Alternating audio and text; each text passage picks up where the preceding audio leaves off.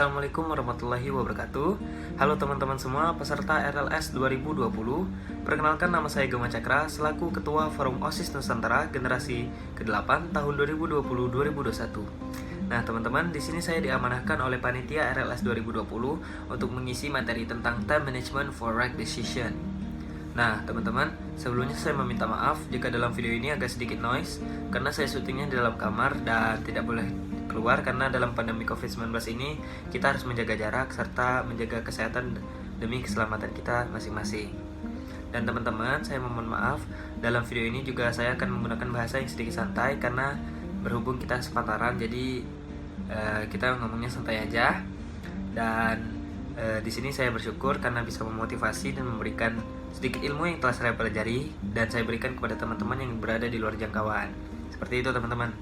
Oke, tanpa berbasa-basi ataupun tanpa berpanjang lebar lagi, akan saya berikan materi yang saya ketahui. Dan di sini saya telah mencatatnya dalam laptop. Jadi mohon maaf jika pandangan saya mungkin agak sedikit melihat ke arah laptop. Oke, teman-teman. Yang pertama itu ada pengertian manajemen waktu. Mungkin teman-teman di sini belum mengerti apa sih Kak arti manajemen waktu, bagaimana sih Kak bentuk manajemen waktu, dan kapan sih Kak kita menerapkannya dalam kehidupan sehari-hari. Nah, teman-teman mungkin masih ada yang belum sadar bahwa sebenarnya time management ataupun manajemen waktu itu telah kita laksanakan dalam kehidupan sehari-hari kita dan telah kita laksanakan dari kecil juga. Cuman teman-teman belum melaksanakannya dengan sesuai prinsip manajemen waktu ataupun seefektif mungkin. Jadi contohnya gini teman-teman, hal-hal kecil itu bisa aja bentuk dari time management ataupun manajemen waktu. Kayak gini misalnya, teman-teman sengaja pasang alarm bangun jam 4 pagi karena teman-teman mau sholat, bangun tidur, habis itu sholat. Nah, habis sholat mandi, habis mandi siapin sarapan mungkin ya. Habis sarapan siap-siap untuk pergi sekolah gitu kan. Itu udah bentuk dari time management ataupun manajemen waktu, teman-teman. Nah, jadi saya tinggal memberikan pengertian manajemen waktu pada dasarnya ya. Jadi pada dasarnya yaitu suatu kemampuan dalam merencanakan, mengorganisasikan, dan mengaturkan waktu yang akan digunakan untuk bisa melakukan kegiatan tertentu secara efektif demi untuk mencapai tujuan. Nah, sistem dari manajemen waktu ini sendiri merupakan suatu kombinasi dan berbagai perancangan proses, alat, metode maupun teknik. Nah, begitu teman-teman. Lalu, manajemen waktu ini juga memiliki beberapa prinsip, teman-teman. Jadi bukan sembarangan memanage waktu kayak ya nggak tahu artinya lah gitu kan. Nah, jadi prinsip manajemen waktu ini saya membahas tentang poin-poin pentingnya aja ya yang akan berguna untuk teman-teman terutama di OSIS gitu kan. Nah, yang pertama yaitu mengembangkan suatu kepekaan pribadi terhadap waktu. Apa sih Kak artinya? Apa sih arti gampangnya Kak? Jadi arti gampangnya itu kita harus menghargai waktu.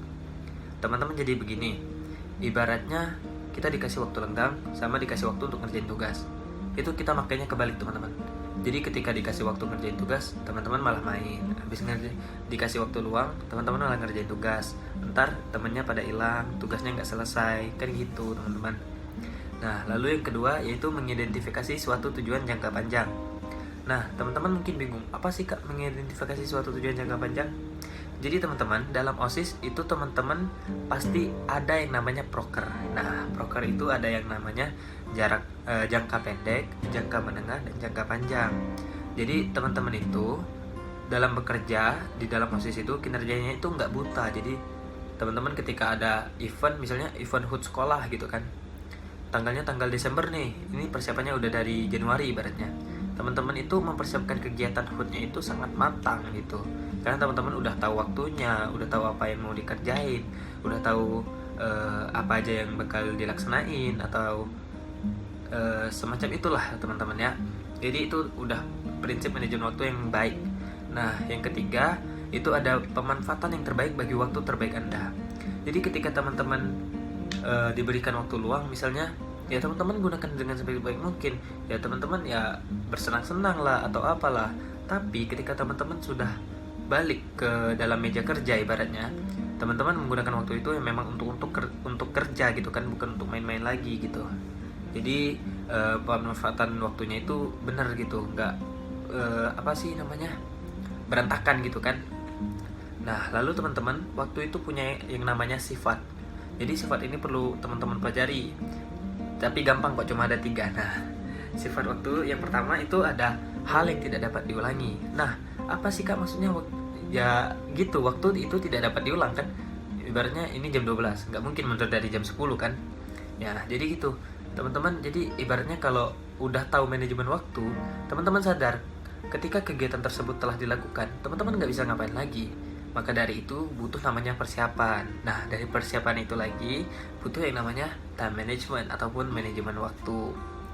Nah, lalu yang kedua ada hal yang tidak bisa dijalankan sesuai dengan keinginan diri sendiri. Nah, jadi contohnya gini teman-teman. Misalnya ada acara HUT sekolah nih, balik ke yang OSIS tadi ya. Ada acara HUT sekolah, waktunya itu agenda per tahun tuh. Waktunya itu ibaratnya bulan Oktober.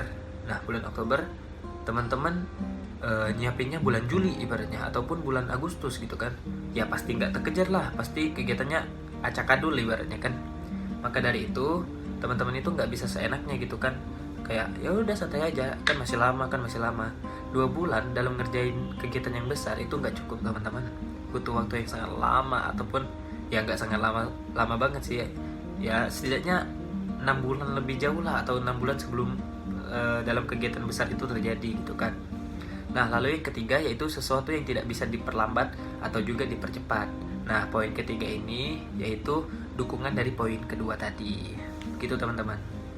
Nah, Kak, kalau kita udah ngelakuin manajemen waktu ataupun time management, emang kelebihannya apa, Kak? Nah, kelebihannya yaitu yang pertama, mencapai suatu produktivitas dan efisiensi yang lebih besar. Nah, jadi gitu tadi teman-teman. Ibaratnya ada kegiatan yang acaranya Oktober gitu kan. Teman-teman persiapnya udah jauh-jauh hari, udah jauh-jauh bulan, jauh-jauh tahun, mungkin setahun juga bisa kan.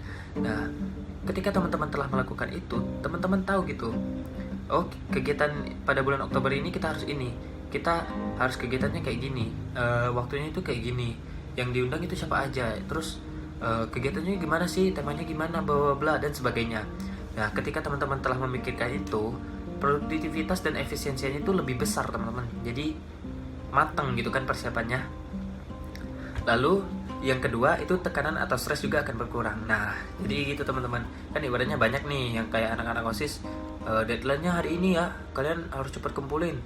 Tapi mereka malah santai-santai. Nantinya kan ya dimarahin senior gitu kan. Jadi kalau dikerjain jauh-jauh hari kan nggak ada pikiran lagi. Ketika seniornya udah minta misalnya, ya udah ada kerjaannya gitu kan, udah selesai gitu kan. Nah, lalu yang ketiga ada meningkatkan suatu peluang dalam mencapai kesuksesan. Nah, kesuksesan dalam pelaksanaan kegiatan itu didukung juga oleh persiapannya. Jadi kalaupun kegiatannya misalnya ulangannya bulan Juli, teman-teman baru belajar Mei, kan sia-sia gitu kan. Coba teman-teman udah belajar serius dari bulan Februari, itu pasti mendapatkan hasil yang lebih optimal gitu kan. Nah, lalu kalau manajemen waktunya teman-teman laksanain dengan buruk, itu ada dampaknya juga teman-teman. Yang pertama, melewati suatu batas waktu yang ditentukan ya, ataupun deadline gitu kan. Jadi deadline-nya itu kelewat gitu loh, nggak sesuai dengan yang kita perkirakan gitu kan teman-teman. Lalu kualitas kerja ya tentu menjadi jatuhkan atau menjadi buruk teman-teman, seperti itu. Nah, lalu lanjut cara manajemen waktu yang baik. Nah, apa aja sih Kak gimana sih Kak cara manajemen waktu yang baik? Yang pertama itu ada membuat daftar agenda. Nah, teman-teman tahu sendiri lah ya, kayak jadwal proker ataupun jadwal acara itu udah bentuk dari manajemen waktu teman-teman. Yang kedua itu mengatur prioritas utama. Jadi teman-teman memanage waktu itu tahu loh, ini yang harus dikerjakan terlebih dahulu, habis itu ini. Nah, begitu teman-teman. Lalu yang ketiga, belajar mengenali waktu produktif, yaitu dalam keseharian akan mengenali kapan sih waktu yang produktif yang tepat. Nah, kalaupun udah tahu itu dijamin kerjaannya enak teman-teman. Lalu yang keempat itu jangan menunda-nunda waktu teman-teman. Jadi ketika ada kerjaan ya selesaikan secepatnya lah, jangan santai-santai dulu, jangan duduk-duduk dulu atau main-main dulu gitu kan. Lalu yang kelima itu fokus terhadap apa yang telah menjadi prioritas dan daftar agenda. Nah, kalau teman-teman udah buat daftar ataupun udah buat jadwal, itu jangan diganti-ganti lagi teman-teman, ataupun jangan memikirkan hal-hal yang lain lagi deh selain daftar agenda dan prioritas utama tersebut. Terkecuali ada masalah ataupun acara yang mungkin kita nggak expect gitu. Tiba-tiba misalnya artis mau datang nih ke sekolah kita, mau ngapain bla bla. Nah, itu udah hal yang berbeda dari daftar agenda dan prioritas gitu kayak teman-teman. Lalu yang keenam itu abaikan gangguan yang ada di sekitar. Jadi teman-teman itu jangan terpengaruh sama orang-orang di lingkungan teman-teman, jikalaupun mereka tidak mendukung ataupun menghambat pekerjaan teman-teman. Nah teman-teman, mungkin sekian materi dari saya. Berhubung waktunya sudah tidak cukup lagi, dan ini pun waktu yang telah diberikan sesuai dengan panitia dari RLS 2020. Dan untuk teman-teman, saya mengucapkan terima kasih karena telah bersedia menerima materi dari saya. Dan saya memohon maaf sebesar-besarnya apabila kata-kata saya tidak berkenan di hati teman-teman, ataupun kata-kata saya masih sulit dimengerti oleh teman-teman, karena berhubung kita sepantaran dan ya bahasa sehari-hari kita ya seperti ini teman-teman. Dan untuk teman-teman semua, semoga sukses di sekolahnya masing-masing, sukses dalam pekerjaan OSIS-nya, dan semoga materi saya berguna untuk teman-teman ke depannya dan bisa menjadi sosok yang lebih baik lagi. Terima kasih, saya ucapkan wassalamualaikum warahmatullahi wabarakatuh.